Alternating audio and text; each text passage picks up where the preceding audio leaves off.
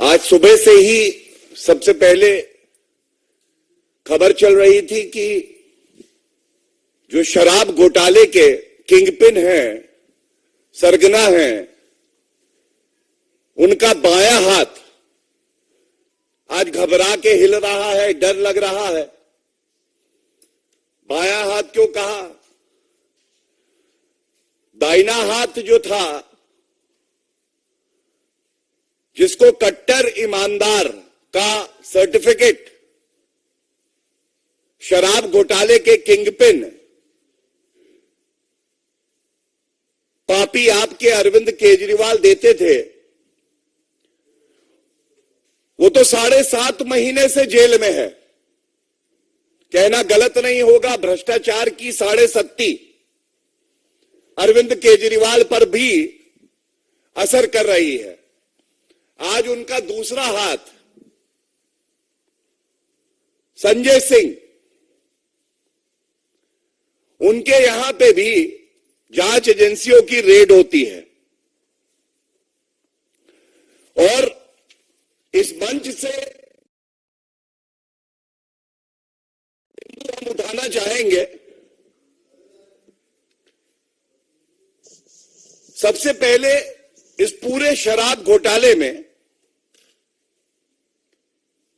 ये देश की जनता और दिल्ली की जनता जान चुकी है कि कोई सरगना है, किंगपिन है तो वो अरविंद केजरीवाल है। उन्हीं के इशारे पे ये शराब घोटाला दिल्ली में हुआ है। लेकिन 3 तथ्य चिंताजनक है, गंभीर है, ये भारत की जनता के समक्ष रखना आवश्यक है। सबसे पहला, एक्यूज दिनेश अरोड़ा, इन्होंने कबूला है दिल्ली के मुख्यमंत्री आवास पर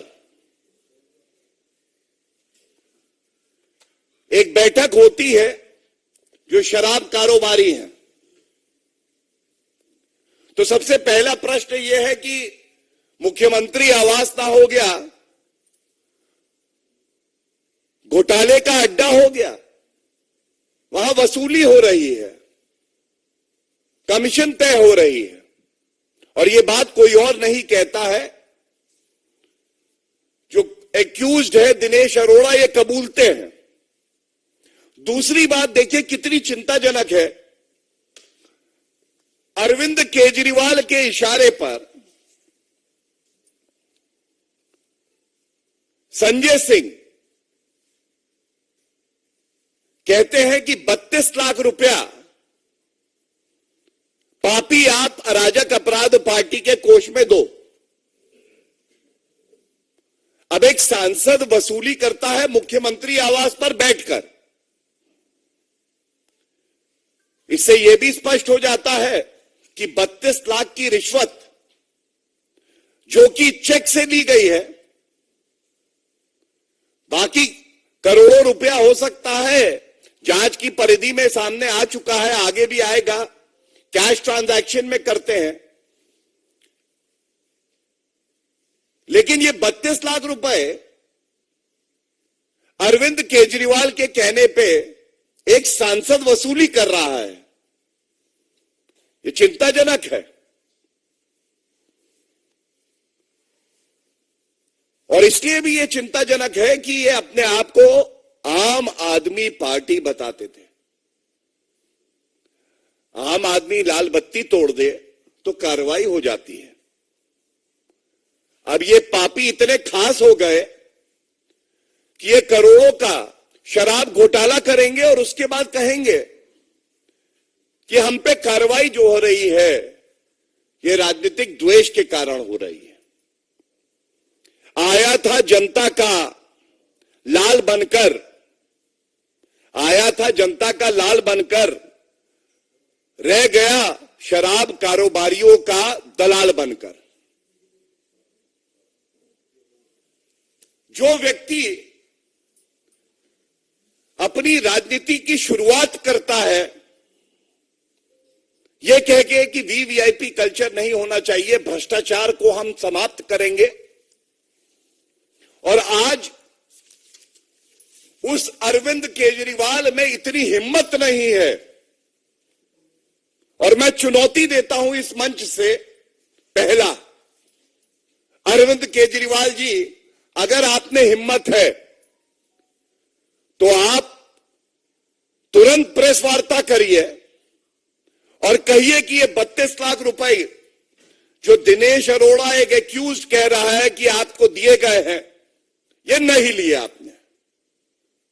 हो जाने दीजिए दूध का दूध और शराब का शराब, सच को आ जाने दीजिए सामने। हिम्मत है अरविंद केजरीवाल जी। और ये अरविंद केजरीवाल, इनको ये याद दिलाना भी आवश्यक है, 2015 में ही अरविंद केजरीवाल कहते थे मेरे किसी मंत्री के खिलाफ इतना सबूत होता तो हम उसका इस्तीफा ले लेते, जैसे तोमर और आसिम का लिया था। और भाजपा जेटली जी को बेशर्मी से बचा रही है और उसके बाद स्वर्गीय अरुण जेटली जी से माफी मांगते हैं, लेकिन इस्तीफा तुरंत लेने की बात करते हैं। अरविंद केजरीवाल जी, आपने जिसको कट्टर ईमानदार का प्रमाण पत्र दिया, वो कट्टर बेईमान निकला। पूर्व उप मुख्यमंत्री जो कि उस वक्त शराब मंत्री भी था।